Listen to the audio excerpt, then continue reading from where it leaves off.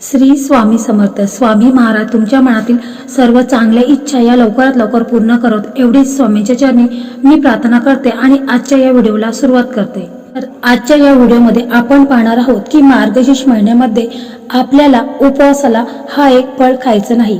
तर असं केल्याने आपल्यावर माता लक्ष्मी ही नाराज होईल व आपल्या घरातून काढता पाय घेईल. तर आपल्याला या मार्गशीर्ष महिन्यामध्ये असे कोणते पदार्थ आहेत ते देखील टाळायचे आहेत.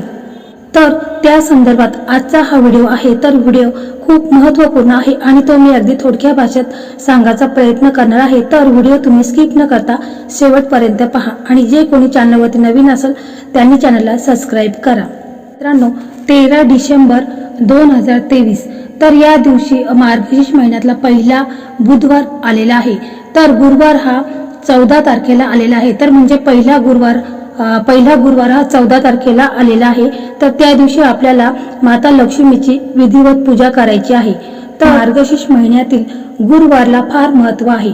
खरं तर देवी लक्ष्मीच्या आशीर्वादाने आणि सुख समृद्धीसाठी बहुतेक विवाहित स्त्रिया, मुली, कुमारिका त्याचप्रमाणे पुरुष देखील हे व्रत करत असतात. मार्गशीर्ष गुरुवारी उपवास करतात. त्या दिवशी स्त्रिया मनोभावे आणि विधीपूर्वक देवी लक्ष्मीची पूजा करतात. महालक्ष्मीला संपत्ती आणि ऐश्वर्याची देवी मानले जाते. जेव्हा देवी लक्ष्मी भक्तांवर प्रसन्न होते तेव्हा ती त्यांचे जीवन सुख आणि समृद्धीने भरते, अशी ही मान्यता आहे. तर मार्गशीर्ष महिन्यातील शेवटच्या गुरुवारी या व्रताची सांगता केली जाते.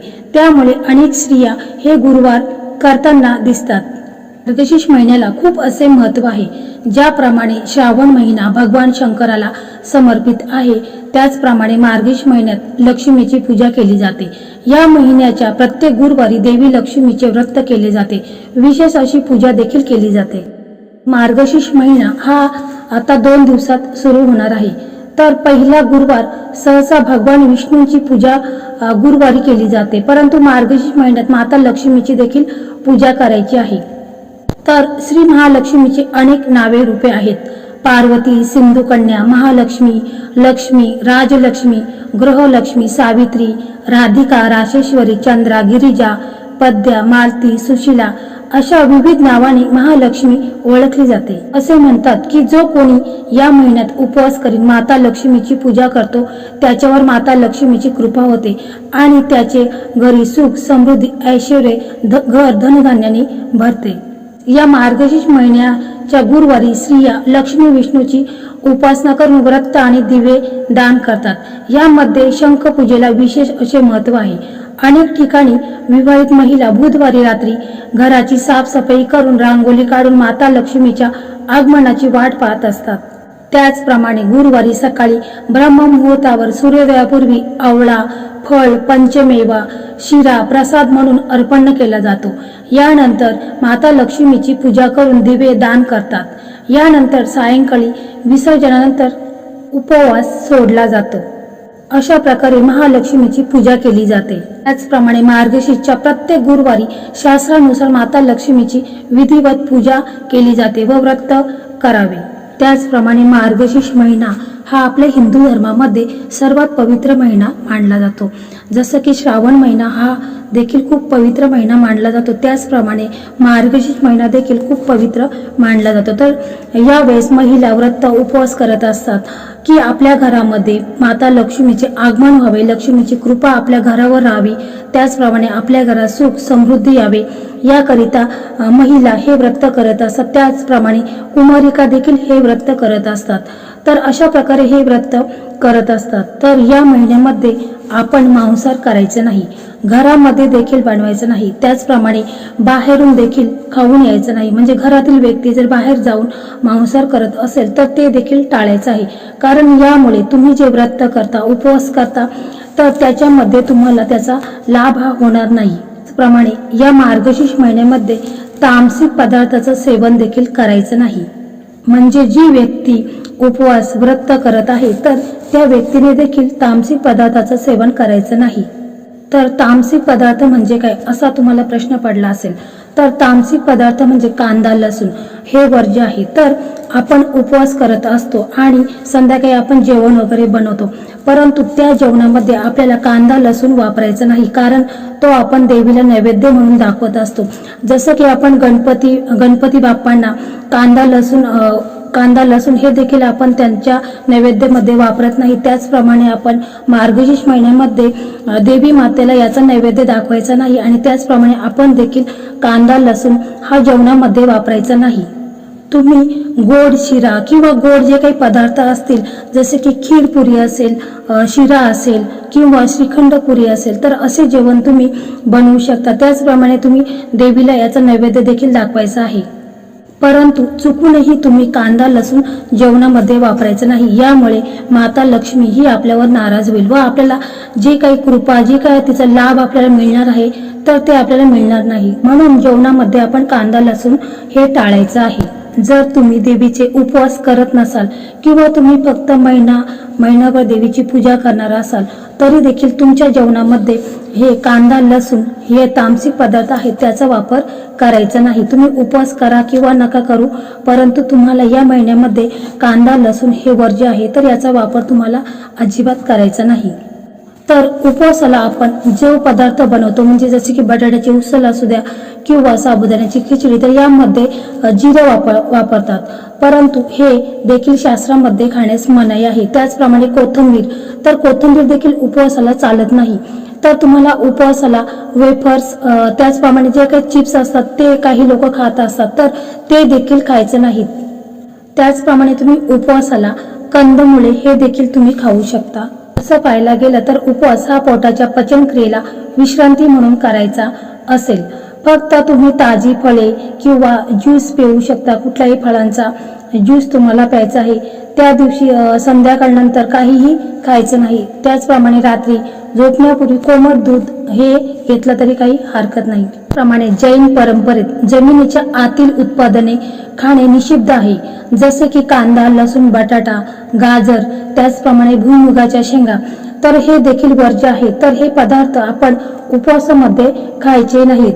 त्यामुळे आपण कितीही उपवास केले, व्रत केले, तरी आपल्याला त्याचा लाभ हा होणार नाही. त्याचप्रमाणे साबुदाणा एका झाडाच्या खोडातून निघणाऱ्या चिकापासून बनतो. यात प्रथम वनस्पतीच्या मुळापासून दूध काढतात, त्याला टॉपिओका म्हणतात. ते घट्ट झाल्यावर त्यापासून छोट्या छोट्या गोळ्या बनवतात. यामध्ये स्टार्च असलेले लगेच ऊर्जा मिळते. साबुदाणा खिचडी, साबुदाणा वडा आणि साबुदाण्याची खीर हे पदार्थ खूप लोकप्रिय आहेत. तसेच ते उपवासाला चालणार आहेत का? आता हा उपवासात चालतो हे कोणीही ठरवलेले नाही. याला कोणताही धार्मिक आधार देखील नाही. लोकांनी आपल्या मतानुसार, रूढीनुसार ठरवलेले आहेत, म्हणून साबुदाणा देखील उपवासाला चालतो. तसेच लसूण कांदा हे काम उत्तेजक पदार्थ आहेत, त्यामुळे हे उपवासाला खाण्याचे टाळायचे आहेत. सर्वसाधारणपणे पचायला जे खाद्यपदार्थ हलके असतात ते पदार्थ उपवासाला चालतात. तर पहा, आपण मार्गशीर्ष महिन्यामध्ये देवीचे व्रत करतो, उपवास करतो. देवीची आपल्यावर कृपा राहण्यासाठी, देवीचा आपल्याला आशीर्वाद मिळवण्यासाठी आपण व्रत करतो, उपवास करतो. परंतु आपण या मार्गशीर्ष महिन्यामध्ये आपल्याला एक फळ असं आहे की ते आपण या उपवासाला खायचं नाही. तर ते फळ कोणतं आहे ते आपण पाहूया. तर मार्गशीर्ष महिन्यामध्ये गुरुवारच्या उपवासाला आपल्याला फणस खायचं नाही, कारण हिंदू धर्मशास्त्रामध्ये याला खाण्यास मनाई केलेली आहे. म्हणजे हे फळ आहे ते आपल्याला ह्या उपवासाला चालणार नाही. या फणसाला कोकणामध्ये कफल असं म्हटलं जातं. तर पहा, हे देखील फळ आहे, परंतु हा जो फळ आहे तर याला हिंदू धर्मशास्त्रामध्ये हा फळ खाण्यास मनाई केलेली आहे. त्यामुळे आपल्याला ह्या उपवासामध्ये हा फळ खाणे टाळायचं आहे. म्हणजे पहा, काही लोक फणसाची भाजी बनवतात किंवा फणसाचे गरे असतात तर ते देखील खात असतात, परंतु आपल्याला ह्या उपवासामध्ये फणस अजिबात खायचा नाही. कारण तुम्ही जे व्रत करता, उपवास करता, तर त्याचा तुम्हाला अजिबात लाभ होणार नाही. त्यामुळे तुम्हाला हे फळ अजिबात खायचं नाही. तर यामुळे माता लक्ष्मी ही आपल्यावर नाराज होईल व आपल्या घरातून निघून जाईल. त्यामुळे आपल्या घरात गरिबी, दारिद्र्यता येण्याची दाट शक्यता आहे. त्यामुळे हिंदू धर्मशास्त्रामध्ये सांगितलेले आहे की फणस हे उपवासाला चालत नाही. तुम्ही उपवास करत असाल तरी देखील तुम्हाला फणस खायचं नाही आणि तुम्ही उपवास करत नसाल तरी देखील तुम्हाला फणस खायचं नाही. चुकून देखील तुम्हाला फणस हे खायचं नाही किंवा फणसापासून कोणतीही भाजी बनलेली असेल किंवा फणसाचे गरे असतील तरी ते देखील तुम्हाला टाळायचे आहे. तुम्हाला या उपवासाला फणस खायचा नाही. तर पहा, आपल्याला ह्या उपवासामध्ये जे काही पदार्थ आहेत कांदा, लसूण, तर ते देखील आपल्याला वर्ज्य करायचे आहेत. त्याचप्रमाणे मांसाहार, आपल्याला महिनाभर मांसाहार करायचं नाही, मद्यपान करायचं नाही, धूम्रपान करायचं नाही, तंबाखूचं देखील सेवन करायचं नाही. त्याचप्रमाणे सर्वात महत्त्वाचा भाग म्हणजे फणस, तर फणस देखील आपल्याला उपवासामध्ये टाळायचं आहे. तर अशा प्रकारे तुम्ही जर महिना अशा नियमाचं पालन करून जर महिना पाळला तर तुमच्यावर माता लक्ष्मीची कृपा राहील. तुमच्या घरात सुख समृद्धी कायम टिकून राहील. तुमच्या घरात धन धान्याची कधीही कमतरता राहणार नाही. लक्ष्मीची कृपा होईल. लक्ष्मीच्या कृपेने तुमची भरभराट होणार आहे. आणि जे तुम्ही केलेले व्रत आहे तर त्या व्रताचे तुम्हाला पुण्यफल प्राप्त होईल. लक्ष्मी मातेच्या कृपेने तुमच्या घरामध्ये नेहमी सुख समृद्धी येणार आहे. घरामध्ये नेहमी आनंद राहणार आहे. लक्ष्मी मातेचा कृपा आशीर्वाद तुमच्यावर राहील. त्याचप्रमाणे तुमच्या मुलांची प्रगती होईल. तर पहा, अशा प्रकारे आपल्याला या उपवासाला हे एक फळ आहे फणस, तर हे खायचं नाही. त्याचबरोबर जे आपण व्हिडिओमध्ये पाहिलेलेच आहे की कांदा, लसूण, जिरा, तर हे देखील आपल्याला खायचं टाळायचं आहे. त्याचप्रमाणे मांसाहार, मद्यपान हे देखील आपल्याला करायचं नाही. अशा प्रकारे आपल्याला मार्गशीर्ष महिन्यामध्ये आपल्याला देवीची उपासना करायची आहे, उपवास करायचे आहेत, व्रत करायचे आहेत, विधिवत पूजा करायची आहे. तर यामुळे माता लक्ष्मी ही आपल्यावर प्रसन्न होईल व आपल्याला आशीर्वाद आपल्याला प्राप्त होईल. आणि लक्ष्मी मातेच्या कृपेने आपल्या घराची भरभराट होणार आहे आणि आपल्या संपूर्ण कुटुंबावरती लक्ष्मी मातेचा वरदहस्त राहणार आहे. तर मित्रांनो, अशा प्रकारे आजचा हा व्हिडिओ होता.